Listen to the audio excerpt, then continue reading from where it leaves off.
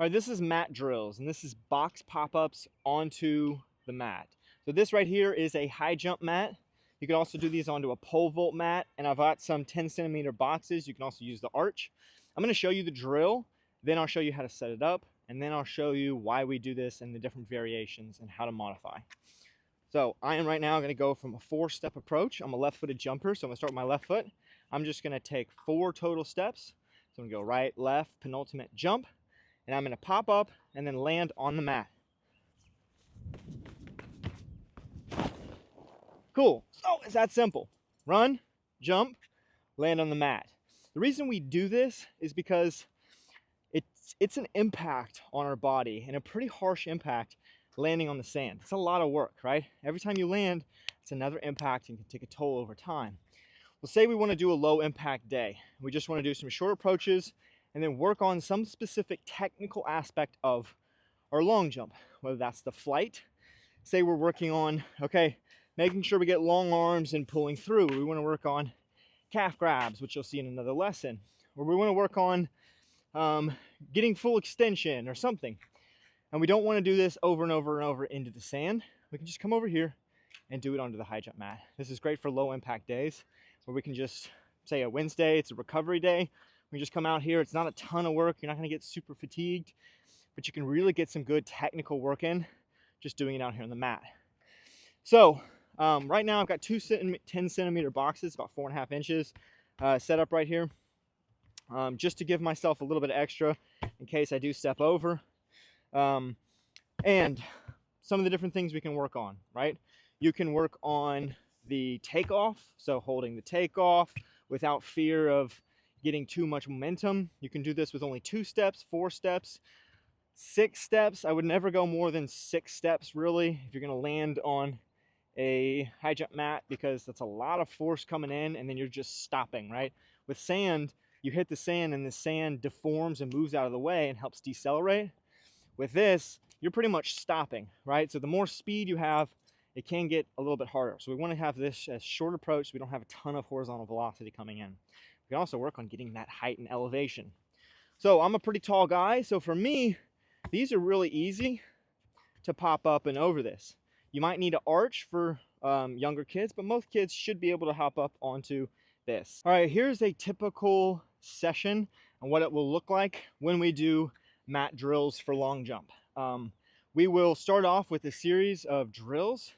Every athlete, whether they're youth all the way up to my college, will do a similar progression, kind of getting warmed up, getting their mind in the right spot. Then we'll all work on some specific technical drill or technical aspect, right? So if they're youth athletes, they might all be doing a similar drill. This is what the lesson is for the day. So we're working on college athletes. I'll most likely vary it depending on the athlete and what their specific needs are. So if it's an athlete who does the hang and in the last meet they were really not in the right spot for something, okay, we're going to work on hips, or we're going to work on extension or the sweep or bending, whatever it is. So they'll have a specific drill or focal point.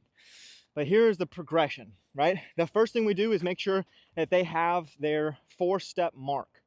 So I'm just going to come over here. If I'm going to have, since I have 2 of these set up, I'm typically going to have them try to jump off of this further one, but youth athletes, they might end up coming up here. But so I'm here.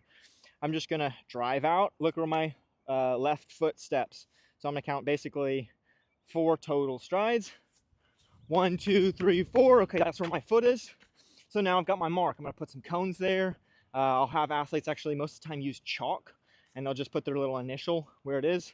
Or they'll use cones if it's just 1 or 2 athletes. Okay, so now they've got their 4-step mark.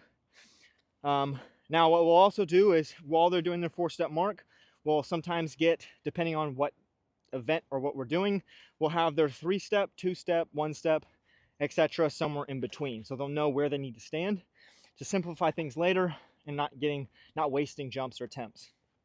Next thing I'll do is I'll have them come. The very first thing they'll do is they'll run down here, they'll jump, and they'll do takeoffs only. 3 different ways. The first way is they're going to jump and land on their takeoff leg while holding the takeoff position the whole time. The second thing is they'll jump and then they'll land on the opposite leg. The third, and I tend to have this for most of my upper level athletes, Youth athletes sometimes will just do the first and second leg. The third is they'll jump and then they'll rotate and then run out of it on their same leg. So they'll basically do a full cycle. So it looks like this. So here's the three. I'm just going to come from right here for simplicity. So here's the first one. They'll just do and then run out of it. So that's step one. Okay, step two. They'll land on the opposite leg. I do have a shoe tied, so for safety, I'm just going to tie this real quick. And then the third is they'll land on my left-footed jumper. So I'm going to do a full cycle and land on my left leg. And run out of it, right? Now, I'll typically have my athletes do this from the 4-step, but for the simplicity of this session, I'm just showing you from this. But I want them to have a little speed coming into it and work on that proper takeoff. Okay, once they do that, no matter what they are, they're coming over here, and we're just gonna jump and land on our butt. Feet out in front of us. So standard jump, 2-footed, broad jump, land on our butt. Then they're coming out here, left foot forward, so I'm a left-footed jumper, and landing. Okay, so we'll do that. Then we'll come out and we'll, depending on how much time we have, we'll do a progression and work our way back. So I'm a right-footed, and I'll just work on that plant, and we'll do a series of landings. So I'll go, boom. Okay, and then I'll go 2-step, 3-step, and 4-step. Full jumps, no coaching cues, just letting them jump. Getting some motions in, all the way till they do another full jump with land, full long jump, like they're in a competition. Then we start whatever it is that we're gonna focus on specifically. I'll give you a few examples of this. So step one was these. Step two now is a specific drill. Some examples are, if they are